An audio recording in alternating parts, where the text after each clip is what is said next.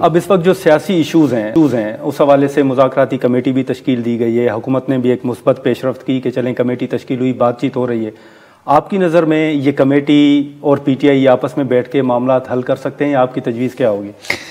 بسم اللہ الرحمن الرحیم. بہت شکریہ. دیکھیں، بحیثیت پولیٹیکل ورکر میں مذاکرات کو اپریشیٹ کرتا ہوں، اس کو ویلکم کرتا ہوں، لیکن اس حکومت کی جو تاریخ ہے، میرے ساتھ بھی انہوں نے ایک مذاکرات کیے تھے، میں نے 42 دن کا غزہ کے لیے دھرنا دیا تھا. تو وہ یہ ہے کہ یہ حکومت مذاکرات اس وقت کرتی ہے جب یہ پھنس جاتی ہے، جب یہ کسی مشکل سے دوچار ہو جاتی ہے، تو یہ اس وقت مذاکرات کرتی، اس لیے نہیں کہ کسی نتیجہ خیز ایکٹیویٹی کے نتیجے میں وہ آگے بڑھیں، بلکہ اس لیے کہ اپنی مشکل سے نکلیں. مثلا اس وقت یہ انٹرنیشنلی بہت زیادہ پھنسی ہوئی ہے. آپ کو بتائیں، یورپی یونین کا ملٹری کورٹس کے اوپر، امریکہ کا ہیومن رائٹس کے دوسرے ایسوسیشنز کا وہ بیان آئے، اور اسی طرح ملک کے اندر ان کی جو ساکھ ہے وہ بہت زیادہ وہ کمزور ہیں.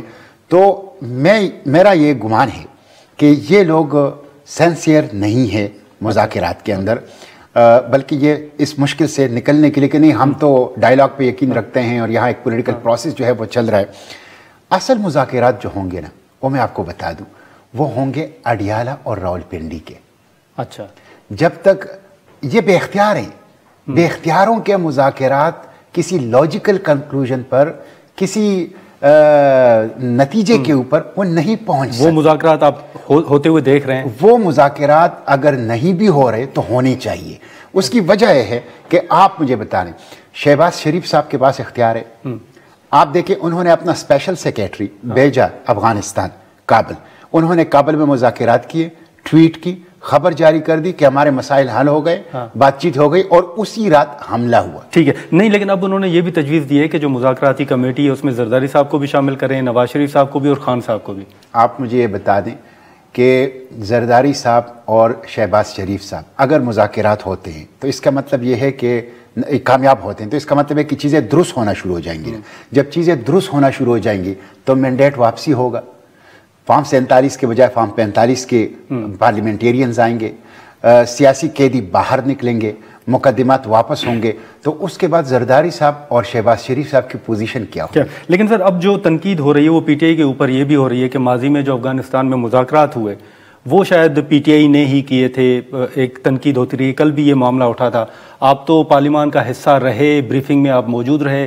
آپ سمجھتے ہیں کہ واقعی یہ پارلیمنٹ کا فیصلہ تھا، تمام جماعتوں نے منظوری دی تھی، یا پی ٹی آئی کا فیصلہ تھا؟ ناظر صاحب، یہ آپ نے بہت اچھا سوال کیا، اور میں سمجھتا ہوں تاریخ کی درستگی کے لیے یہ ضروری ہے کہ میں اس موقع پر بولوں، اس لیے کہ اس اجلاس کے اندر کہ جہاں پہ یہ فیصلے ہو رہے تھے میں موجود تھا. میں سینٹ کا ممبر تھا، اور نیشنل سیکیورٹی کمیٹی جو تھی، جو پارلیمنٹری کمیٹی تھی، اس کا میں ممبر تھا. اور اس موقع پہ جنرل باجوہ اور جنرل فیض ڈی جی آئی کی حیثیت سے، جنرل فیض آرمی چیف کی حیثیت سے وہاں پہ موجود تھے، اور اس اجلاس کی صدارت شہباز شریف نے کی. اور اس کا گواہ میرا جو ہے وہ مشاہد حسین سید ہے، آپ ان سے بھی پوچھ سکتے ہیں. یہ فیصلہ سرے سے پولیٹیکل حکومت، یہ جو اس کے پہلے کی بات کی بات ہے، یعنی پہلے جو ہوا تھا اس میں عمران خان نہیں تھے، اس لیے کہ عمران خان نہیں آتے تھے. ٹھیک ہے، وہ میٹنگز میں نہیں آتے تھے، تو اس میں یہ سارے لوگ تو موجود تھے، شہباز شریف وغیرہ اور باقی سارے. عمران خان نہیں تھا، لیکن اس میں جنرل باجوہ اور جنرل فیض جو ہے وہ موجود تھے. فیصلہ پہلے ہو چکا تھا. آ کے انہوں نے کمیٹی کو سنایا کہ ہم جو ہیں صدارتی معافی نامہ دیں گے، بلکہ دے چکا تھے، اور اس کے ساتھ ساتھ کوئی 10 ارب روپے مختص کر کے ان کے لیے دکانیں اور کاروبار وہ کھولیں گے. اور اسی طریقے سے باقی جو وہ معاہدے کے شرائط تھے، ہم نے اس وقت بھی کہا کہ بھائی یہ تو آپ کمیٹی کے ساتھ اس وقت شیئر کر رہے ہیں جب آپ نے بنیادی فیصلے کر لیے ہیں، بلکہ بہت سے فیصلوں کے اوپر تو آپ نے عمل درآمد بھی شروع کر دیا ہے. تو اس فیصلے میں اس وقت کی سیاسی حکومت کا کوئی ہاتھ نہیں تھا اور کوئی اختیار نہیں تھا. ہم نے اس وقت بھی کہا کہ پاکستان کے کانسٹیٹیوشن سے باہر کوئی فیصلہ قبول نہیں ہونا چاہیے، پاکستان کے عدالتی فیصلوں سے باہر. سپریم کورٹ، اس لیے کہ اس میں بہت سے لوگوں کے اوپر سپریم کورٹ کے فیصلے تھے، سزائیں دی گئی تھی، تو اس میں اس وقت کی سیاسی حکومت کا کوئی عمل دخل. لیکن سر، اب یہ بتائیے گا کہ آپ سے متعلق سوشل میڈیا پہ ہم دیکھ رہے ہیں کہ شاید آپ اپنی جماعت چھوڑ چکے ہیں، کوئی پی ٹی آئی کی طرف جا رہے ہیں، ایسا کوئی فیصلہ ہوا ہے؟ دیکھیں، میں گزشتہ 3 سال سے جماعت اسلامی کے کسی ذمہ داری پہ نہیں ہوں. کسی ذمہ دار فورم پہ نہیں ہوں، کسی چھوٹے بڑے فیصلے کا حصہ نہیں ہوں، لیکن میں نے جماعت چھوڑی نہیں ہے۔ جماعت اب بھی میرا پلیٹ فارم ہے۔ میں ڈاکٹر عافیہ کے لیے، غزہ کے لیے، پشتون بلوچ گریونسز کے لیے، انفورس ڈس اپیئرنس کے خلاف، اور اس کے ساتھ ساتھ فری پریس اور میڈیا کے لیے، اور جو سول رائٹس ہیں اور ڈیموکریسی ہے اس کے لیے جدوجہد جماعت ہی کے پلیٹ فارم سے کر رہا ہوں۔ البتہ پی ٹی آئی کی جو جمہوریت کے لیے قربانیاں ہیں، عمران خان کی، ان کی بہنوں کی، ان کے خاندان کی، ان کے 17 کارکنوں کی جو شہید ہو چکے ہیں، ان کی جو کردار آپ دیکھیں نا، 85 کارکنوں کے اوپر ملٹری کورٹس نے فیصلے دیے۔ تو میں اس جدوجہد کو قدر کی نگاہ سے دیکھتا ہوں، اور میں سمجھتا ہوں کہ سویلین سپریمیسی کے لیے، ٹرو ڈیموکریسی کے لیے اور رول آف لا کے لیے ان کی اس جدوجہد کی سپورٹ ہر پولیٹیکل ورکر کو کرنا چاہیے۔